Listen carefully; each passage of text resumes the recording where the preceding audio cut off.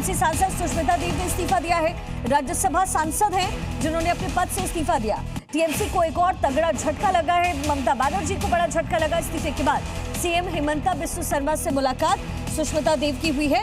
ये बड़ी जानकारी मिल रही है। तो क्या अब विलय से पार्टी को बचा पाएंगी ममता बनर्जी, ये एक अहम सवाल खड़े हो रहे हैं। धीरे धीरे जो सांसद हैं राज्यसभा के, लोकसभा के, वो ममता बनर्जी की पार्टी से टूटते हुए बीजेपी में शामिल हो रहे हैं। कुछ लोगों ने इस्तीफा दिया है। हालांकि अभी आधिकारिक तौर पर कोई घोषणा हुई नहीं है, लेकिन मीटिंग जरूर हुई है भूपेंद्र यादव के आवास पर 2 दिन पहले, जिसके बाद अटकलों का बाजार गर्म हो गया कि क्या टीएमसी का अब विलय कांग्रेस में होगा, क्योंकि जो सांसद हैं राज्यसभा और लोकसभा के, वो टूटते जा रहे हैं। ऐसे में क्या ममता बनर्जी अपने किले को, जो बचे खुचे उसको बचा पाए? वही टीएमसी के बागी नेता रिजू दत्ता ने बड़ा स्टेटमेंट दिया है। ममता के पास एक ही विकल्प है। रिजू दत्ता ने कहा टीएमसी का कांग्रेस में विलय ही एकमात्र विकल्प इस समय ममता बनर्जी के पास बच गया है।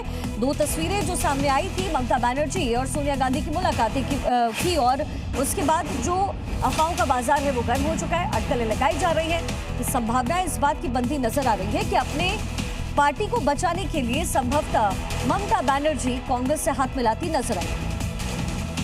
वही रिजू दत्ता ने ये बड़ा स्टेटमेंट दिया है। टीएमसी के बागी नेता है रिजू दत्ता, जिन्होंने ये बड़ा स्टेटमेंट दिया है। उनकी तरफ से कहा गया है कि ममता के पास सिर्फ एक ऑप्शन बचा है और वो विकल्प है कांग्रेस के साथ हाथ मिला लेना। वैसे में अटकलों का बाजार गर्म हो चुका है। ये कयास लगाया जा रहा है कि ममता बनर्जी की पार्टी यानी टीएमसी का कांग्रेस में विलय हो सकता है। इसी बीच जो तस्वीर आई, अभिषेक बनर्जी 10 जनपद पर पहुंचे राहुल गांधी से मीटिंग करने के बाद, जिसके बाद हर तरफ सियासी खलबली इस समय मची हुई है। ममता के पास क्या एक ही विकल्प है, ये एक अहम सवाल खड़े होते हैं। अब ये 2 तस्वीरें आपको हम दिखा रहे हैं। एक रिजू दत्ता आपको तस्वीर में नजर आ रहे हैं, जो कि बागी नेता है टीएमसी की। उनकी तरफ से दावा किया जा रहा है कि ममता बनर्जी के पास सिर्फ एक ऑप्शन बचा है और वो ये कि कांग्रेस के साथ वो जाकर विलय कर ले। वहीं टीएमसी क्या कांग्रेस में विलय कर पाएगी? क्या राहुल गांधी इसके लिए तैयार होंगे? हालांकि इंडिया गठबंधन में एक साथ होकर के दोनों पार्टी लोकसभा चुनाव की तैयारी जरूर कर रही है, लेकिन जैसे ही विधानसभा चुनाव की बारी आती थी, जाहिर तौर पर दोनों पार्टी अलग अलग हो जाती थी। ममता बनर्जी अपने किले में कभी भी कांग्रेस को उन्होंने घुसने नहीं दिया है। सुमन मेरे सहयोगी समय ग्राउंड जीरो पर बने, जरा उनसे बातचीत कर लेते हैं। सुमन, क्या अटकलें नजर आ रही हैं? इसमें कितनी सच्चाई नजर आ रही है? एक तरफ ममता बनर्जी सोनिया गांधी के गले मिलती है, कल 10 जनपद पर उनसे मुलाकात करने पहुंचती है, और दूसरी तरफ अभिषेक बनर्जी ने राहुल गांधी से मुलाकात की है। निश्चित रूप से देखिए, अगर आप देखें तो पिछले 3 दिनों में बड़ा डेवलपमेंट हो रहा है और वाकई इंडिया गठबंधन के भीतर से जो तस्वीरें आई थी सामने निकल के सोनिया गांधी और ममता बनर्जी के गले मिलने की, वो तस्वीर अपने आप में बहुत वायरल हुई। लेकिन उसके ठीक बाद अगर आप देखें तो महज 24 घंटों के भीतर कल एक बार फिर ममता बनर्जी सोनिया गांधी से मिलने 10 जनपद पहुंचे और तकरीबन 1 घंटे की मुलाकात ममता बनर्जी और सोनिया गांधी के बीच हुई। आज ममता बनर्जी के भतीजे और टीएमसी सांसद अभिषेक बनर्जी 10 जनपद पहुंचे और वहां उनकी राहुल गांधी से मुलाकात हुई है। निश्चित रूप से अगर आप देखें तो जिस तरीके से पश्चिम बंगाल में चुनावी नतीजों के बाद लगातार पहले ममता बनर्जी मुश्किल दौर से गुजर रही हैं। पहले 60 के करीब विधायकों ने रिजू दत्ता की अगुवाई में बागी हो गए, बगावत कर दिया, और अब जो काकोली घोष की अगुवाई में 20 से ज्यादा सांसद है वो पार्टी छोड़ने को पूरी तरह से तैयार है। जानकारी ये मिली कि आज ही स्पीकर से उनकी मुलाकात हो सकती है। तो ऐसे में निश्चित रूप से अब बहुत कुछ उनके पास होने के लिए नहीं बचा है।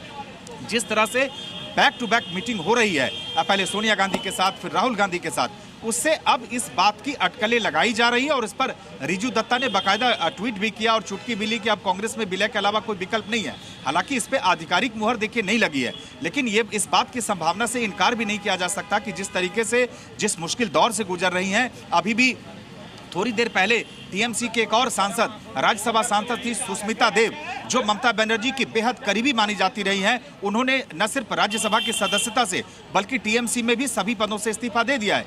यानी इस्तीफों का दौर जारी है। पार्टी छोड़ने के लिए एक के बाद एक तमाम, चाहे विधायक हो, सांसद हो, लगातार पार्टी छोड़ रहे हैं। तो कहीं ना कहीं अब पार्टी पे बहुत ज्यादा नियंत्रण नहीं रह गया है। तो इस तरह से और ठीक है, मैं लौटती हूँ। रिजू दत्ता इस समय हमारे साथ जुड़े हुए हैं। रिजू जी, बड़ा दावा पेश कर रहे हैं, आप कह रहे हैं कि एकमात्र विकल्प है टीएमसी के पास, लेकिन संभावनाएं कितनी बढ़ रही है और धीरे धीरे जो आपके सांसद हैं, जो टीएमसी के सांसद थे, वो टूट रहे हैं। क्या है आगे का रोड मैप आप लोगों का? देखिए, मेरा तो कोई रोड मैप नहीं है तृणमूल कांग्रेस के साथ, क्योंकि पार्टी ने मेरे को सस्पेंड कर दिया है। पर मैं इतना कह सकता हूं कि आज आप जानते हैं कि राज्यसभा से सुष्मिता देव जी ने इस्तीफा दे दिया है, और अभी सुनने में नहीं आ रहा है, मुझे पता है कि जो तृणमूल के लोकसभा के सांसद सायोनी घोष जी, वो भी विपक्ष का जो तृणमूल का जो रेबल एमपी का ग्रुप है, काकोली जी का ग्रुप है, वहां पर वो भी जा रही है। तो ये तो आम है तृणमूल कांग्रेस में। अगर अभी तृणमूल कांग्रेस को जिंदा रहना है या अपना अस्तित्व रखना है, तो ममता दीदी को सोनिया जी का हाथ पकड़ना पड़ेगा कांग्रेस में। या तो पूरा पार्टी को कांग्रेस में शामिल करना पड़ेगा या कांग्रेस के साथ गठबंधन करना पड़ेगा। इसके सिवा और कोई चारा नहीं। नहीं, लेकिन रिजू जी, ये जो आप बातें कह रहे हैं, लेकिन ममता बनर्जी, क्या आपको लगता है कि इसके लिए तैयार हो पाएंगी? जब भी राज्य में चुनाव की बात आती थी, ममता बनर्जी का रास्ता हमेशा क्लियर था। वो तो उनकी तरफ से कहा जा रहा है कि आप बागी नेता साबित हुए, इसलिए आप ऐसी बातें कर रहे हैं। अफवाह है मात्र। देखिए, अगर मैं बागी हो सकता हूँ, अभी 29 लोकसभा सांसद में 20-22 सांसद भी बाकी हैं। लोकसभा राज्यसभा के जो सांसद छोड़ रहे हैं वो भी बागी हैं। 80 विधायक में 65 विधायकों ने हाथ छोड़ दिया, वो भी बागी है। अब सबको बागी कह सकते हैं, गद्दार कह सकते हैं, बेईमान कह सकते हैं, बट जब आपके लोग आपको छोड़ के जा रहे हैं तो पहले खुद का शक्ल तो आईने में देखना पड़ेगा कि नहीं, कि आप में क्या खामियां, आप में क्या गलतियां हैं। आपने अपने सांसदों को, विधायकों को, राष्ट्रीय प्रवक्ताओं को किस तरीके से आपने अपमान किया है। आपने इतने सालों से इनको कैसे आपने गुलाम की तरह व्यवहार किया इनके साथ, जो ये आपको छोड़ के जा रहे हैं। जब भय खत्म हो गया और भरोसा आ गया बंगाल की जनता को, जब परिवर्तन हो गया, सब खुल के बाहर आ रहे हैं। सब ये भय की वजह से चुप थे। आज तो पार्टी को पहले देखना पड़ेगा ना। आप दूसरे के ऊपर उंगली उठा सकते हो, पर 4 उंगली तो पहले आपके ऊपर उठेंगी कि सब आपको क्यों छोड़ के जा रहे हैं। नहीं, तो ममता बनर्जी कह रही है कि लोगों को नई संभावनाएं दिख रही है। आपके ऊपर आरोप वो ये लगा रही है, उनकी पार्टी की तरफ से आरोप लगाए जा रहे हैं कि आप लोगों को भड़का रहे हैं। हम लोगों को भड़का रहे हैं? आप ममता दीदी, मैं आज भी बोल रहा हूँ, बहुत बड़ी लीडर है। इस देश की जितने बड़े लीडर हैं उनमें से एक है ममता दीदी।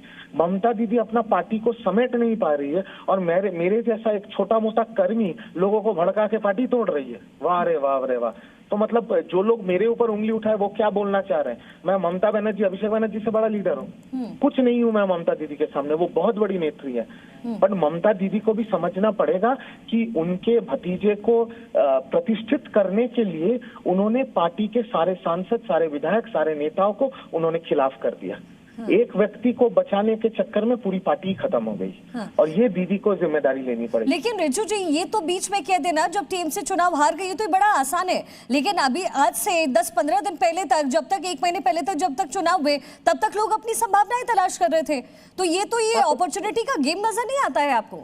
नहीं, क्योंकि तृणमूल कांग्रेस ने बंगाल में जो भय का वातावरण बना के रखा था, आपने सुना नहीं विधायक ऋतुव्रत बनर्जी ने क्या कहा? आपने सुना नहीं सांसद काकोली घोष दस्तीदार जी ने क्या कहा? कि अगर तुम तृणमूल होके, तृणमूल जब क्षमता में थी, सत्ता में थी, अगर तुम तृणमूल छोड़ोगे तो तुम्हारे ऊपर पुलिस केस हो जाएगी, तुम्हारे परिवार के लोगों के ऊपर पुलिस केस होगी। ये माहौल था बंगाल में। इसीलिए जब भय खत्म हुआ, जब बंगाल में परिवर्तन हुआ, सांसद से लेके विधायक से लेके मेरे जैसे राष्ट्रीय प्रवक्ता से लेके पार्टी के सारे लीडर खुल के बाहर आ रहे, खुल के सांस ले पा रहे हैं। हमें ऐसा लग रहा है कि हम स्वतंत्र हुए हैं, इतने दिन गुलाम थे। टीएमसी के जो बाकी बचे हुए नेता है वो रिजू जी ये कह रहे हैं कि भाई अगर इतनी हिम्मत है तो आप पार्टी से इस्तीफा दीजिए, उसके बाद आगे बढ़िए, उसके बाद किसी पार्टी को ज्वाइन कीजिए। वो कह रही है कि हमारे चुनाव चिन्ह पर लड़ करके राज्यसभा लोकसभा पहुंचकर ऐसे फैसले कैसे ले सकते हैं? यही लोग तो बागी हैं। जब 2011 में तृणमूल कांग्रेस जीती थी और कांग्रेस के सारे विधायक, सारे सांसद, सारे जितने कॉर्पोरेटर्स थे, सबको तोड़ लिया गया था और मतलब मेला बना के ज्वाइनिंग मेला करवाया गया था, तब तृणमूल कांग्रेस के नेताओं को वो बातें याद नहीं आई थी? जब बीजेपी का 3 विधायक थे, उन तीनों में से 2 को तोड़ लिया था तृणमूल कांग्रेस। ठीक है रिजू जी, बहुत शुक्रिया हमारे साथ जुड़ने के लिए। और इसी बीच बड़ी जानकारी यही मिल रही है कि टीएमसी और कांग्रेस में विलय हो सकता है, ऐसा रिजू दत्ता जो अभी हमारे साथ कनेक्टेड थे वो इस समय कहते हुए नजर आए। राजीव मेरे सहयोगी इस समय ग्राउंड जीरो पर बने हुए हैं। राजीव, चर्चाएं सुष्मिता देव को लेकर के हो रही है, मतलब विष्णु शर्मा से मुलाकात हुई है, अंदर खाने कोई जानकारी जो आप तक पहुंची?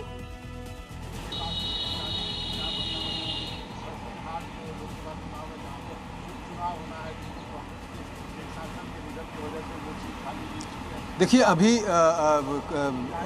राहुल गांधी से मिला इंडिया जो गठबंधन की बैठक था 2 दिन पहले, उसमें उसके बाद सोनिया गांधी जी से कल ममता बनर्जी मिली और आज अभिषेक बनर्जी फिर गया है सोनिया जी से मिलने। तो इसके मतलब है कुछ ना कुछ पक रहे हैं, लेकिन क्या पक रही है वो अभी तक पता नहीं।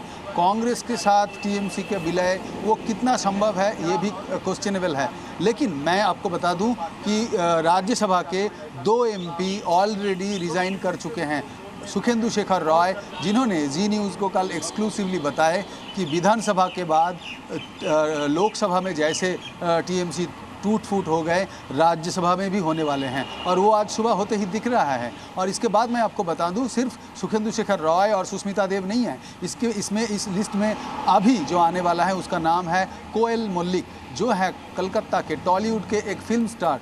वो भी राज्यसभा में का सांसद है। कुछ ही महीने 1-2 महीने पहले उनको राज्यसभा में लाई है ममता बनर्जी और वो भी रेजिग्नेशन देने वाले हैं, इस्तीफा देने वाले हैं। यानी टूट फूट जारी है। जो राज्यसभा में टीएमसी का 13 नंबर तक 13 मेंबर थे, वो अभी 11 दिख रहे हैं और हो सकता है कि आज ही वो 10 हो जाए। तो जैसे दिख रहा है कि कलकत्ता असेंबली में जो दिखा हमें कि